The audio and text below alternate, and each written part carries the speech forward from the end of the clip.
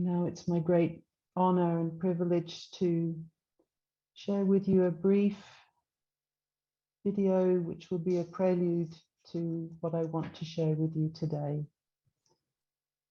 Not in my words, but in the beautiful, wise, profound words of Archbishop Tutu, made by a dear friend of mine here in Cape Town during the memorial of his passing last year. Enjoy.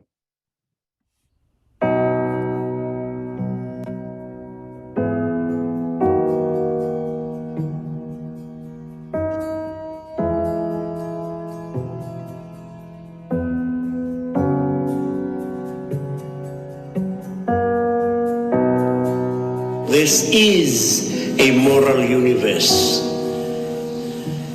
There is no way in which injustice and oppression and evil will have the last word.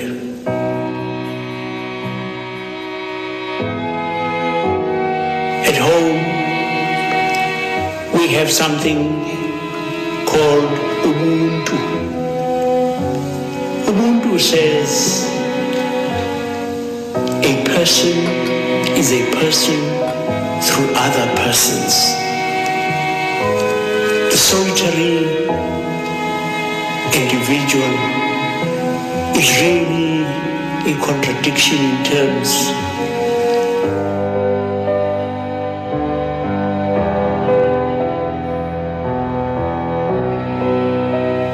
We are made for complementarity, that none of us can ever be totally self-sufficient.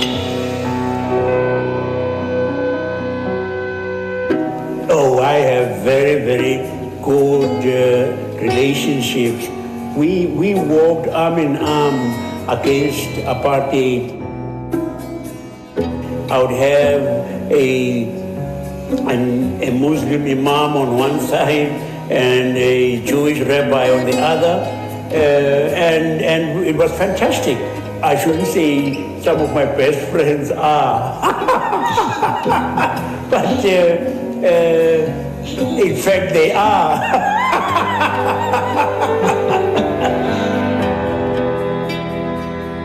I mean, one of my greatest heroes is the Dalai Lama. I don't think, that God is upset that the Dalai Lama is not a Christian. You would have been such a nice guy, but sadly you are not a Christian. Twaddle.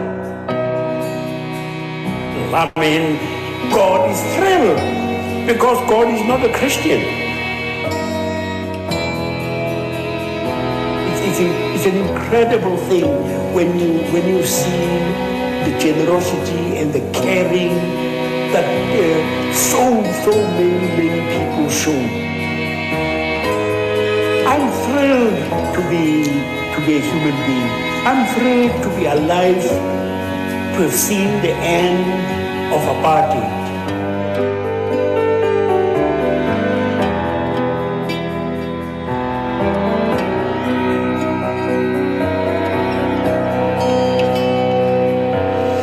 Great African saint said, "Thou hast made us for thyself, and our hearts are restless until they find their rest in thee."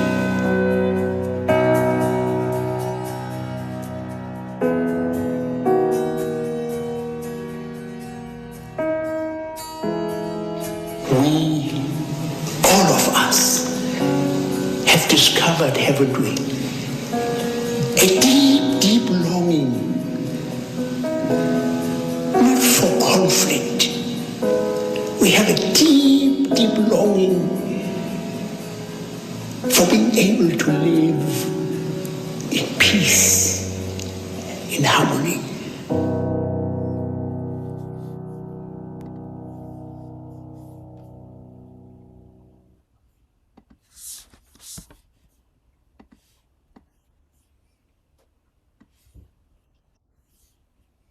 Oh, thank you, everybody.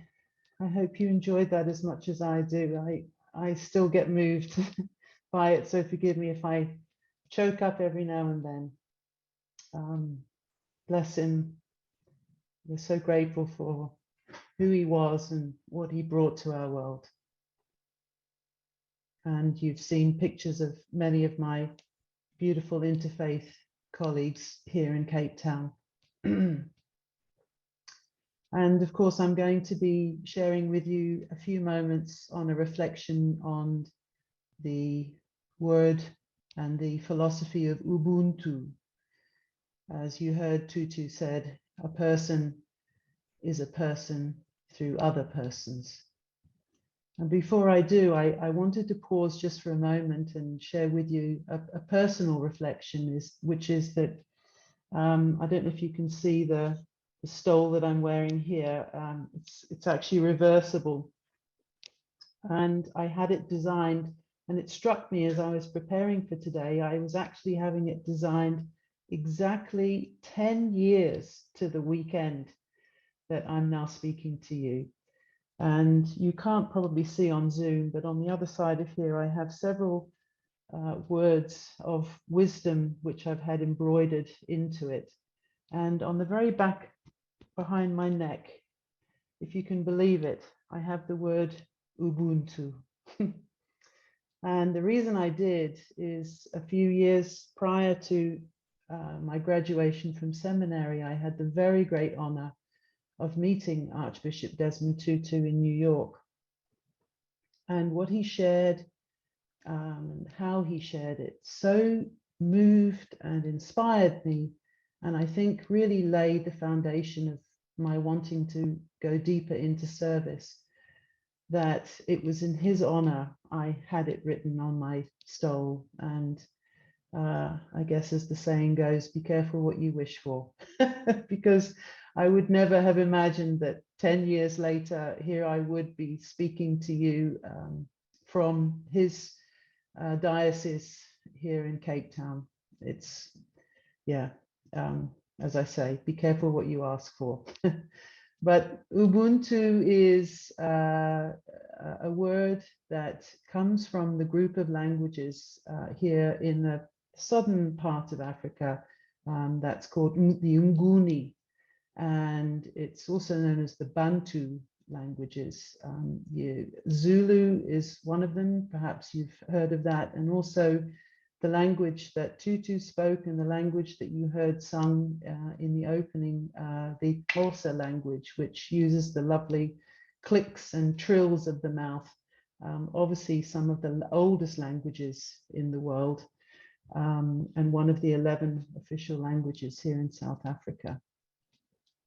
So Ubuntu, as you know, I am because you are is one of the translations, but its original meaning was also humanity, and also demonstrating humanity, one towards the other. It wasn't a religious expression, and it wasn't a political expression.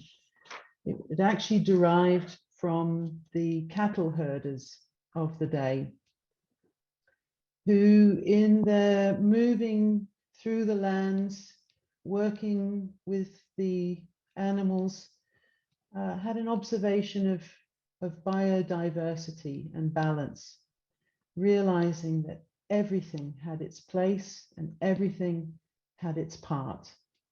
From the mighty, mighty lion of the savannas to the tiniest insects and the bees that allowed their crops to grow and flourish.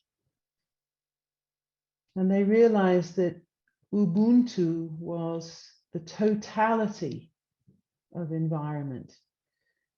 And they realized that they, as people who weren't subjugating the land or the animals around them, but moving in harmony with them, realized that Ubuntu was the moral obligation that they had to enter into this agreement of mutuality and biodiversity, and to extend with every action respect and acknowledgement to everything and to everyone. And of course, Ubuntu, being an African philosophy, differs in a way to how sometimes we tend to be in the West and have been in the past, where we have that sense of the individual. And of course, that's not a bad thing, but there is a very nuanced difference between individuality and individualism. Individuality, of course, the sense of self, of freedom, the development of self, and individualism being more self-referential, if you like, the me part, or the more ego-driven part. And Ubuntu is saying, yes, individuality is important, but it's also part of the greater interdependence that we all can and should share. And they also knew that it was like a moment by moment reminder that we're not living in isolation. That in fact, we need each other. We don't just have each other, we need each other. And also, if you imagine in their small villages, that sense that they don't just occupy a village, they're part of an entire world that maybe they, well, of course, they wouldn't have the technology that we have today, but this sense that even in their small microcosm, they were part of an entire world, and that they had and recognized a responsibility to that world.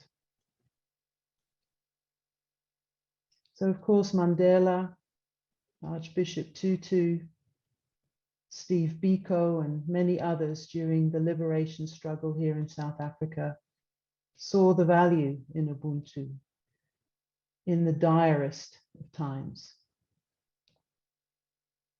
And before I reflect on them, I wanted to share with you a proverb from these pasts, or a story rather.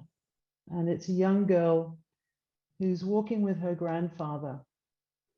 And she says to him, "Grandfather, you say you're moving forward, but I notice that you keep looking back. Why?" And the grandfather said, "I do both, because the answers to the future always reside in the past." And so Tutu, Mandela, Biko, and their contemporaries realized that a South Africa that had been ravaged by colonialism and decades of apartheid had brought shame and a sense of shame, of unworthiness, and a loss of tradition, identity, Indigenous knowledge systems. And they realized that if they were to bring about and usher in healing and restoration and justice, then they had to use Ubuntu to reclaim. And for them, Ubuntu was not just a philosophy, but it was their engine towards beginning that deep journey of coming together, united in the direst and darkest of times, and embarking upon a journey that still continues to this day, obviously, of healing and towards self-love.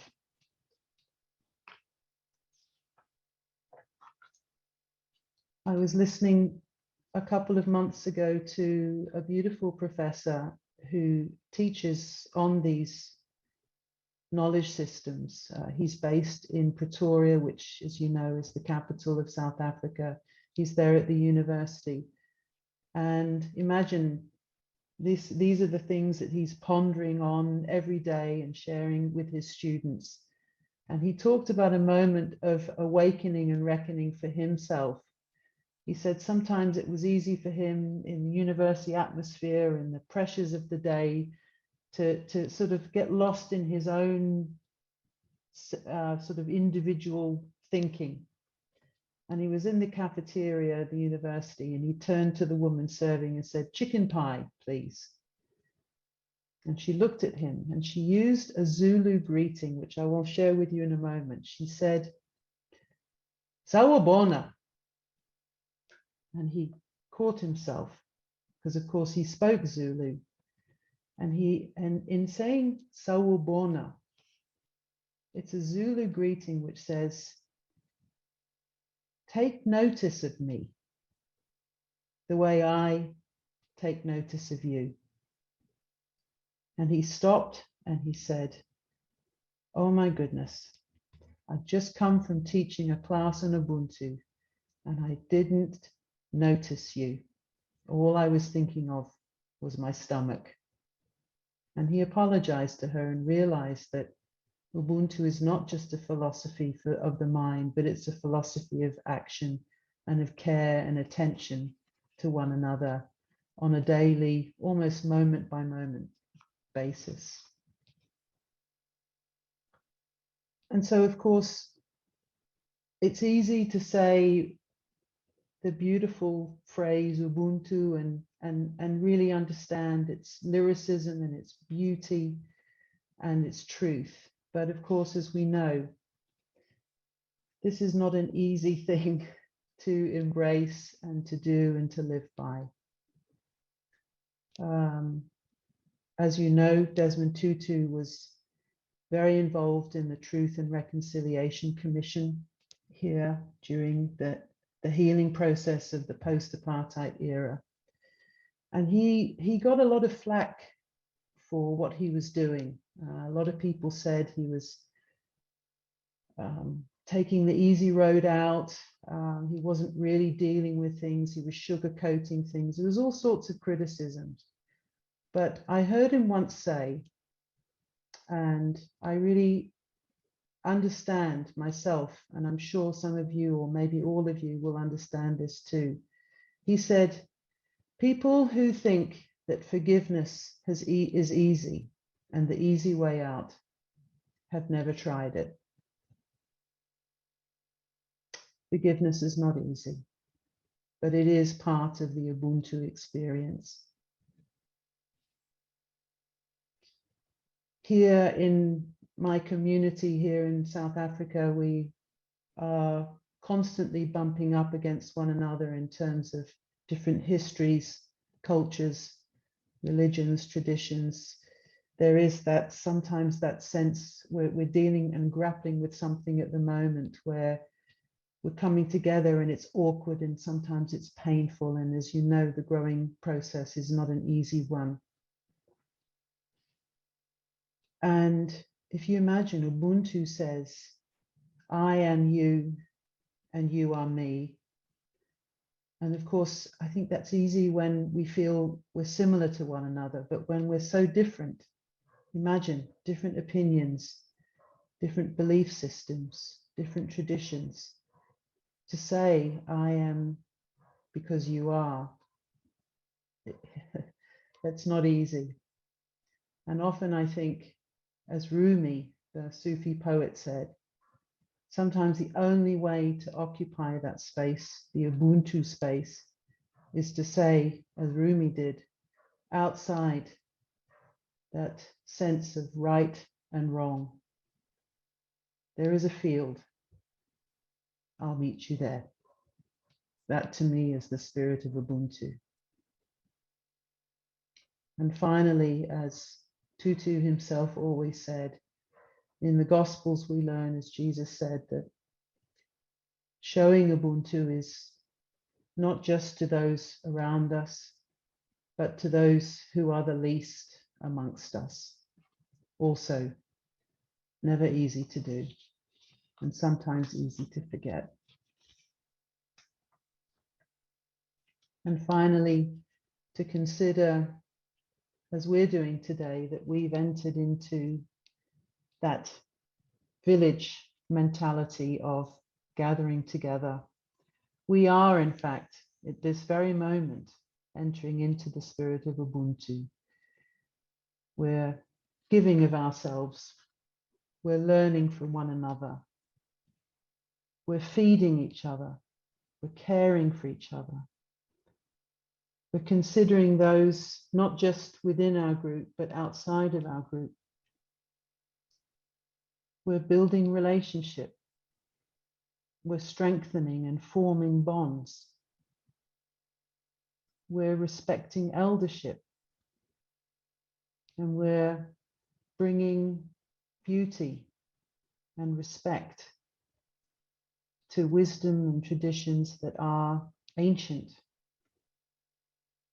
and demonstrating what those herds people knew all those centuries ago, that in community you can indeed survive every hardship.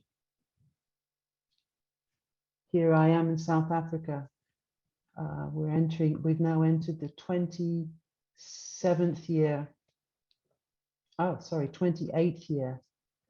of a democratically free nation. It is possible. And in Ukraine, I learned just recently that only 2% of the people feel that they can't come together in the adversity that they're in. Imagine an entire nation, 98% of them saying, together we are strong, even in the direst of times. This is Ubuntu. So we're taught that it has a twofold understanding, a dependency and a responsibility towards others and towards our planet. And let me finish these thoughts by saying to you that Zulu phrase, Sawubona, Sawubona. Thank you. If you like this video, please like us on YouTube, subscribe to our YouTube channel, and click on the bell to be notified whenever we post a new video. Thank you.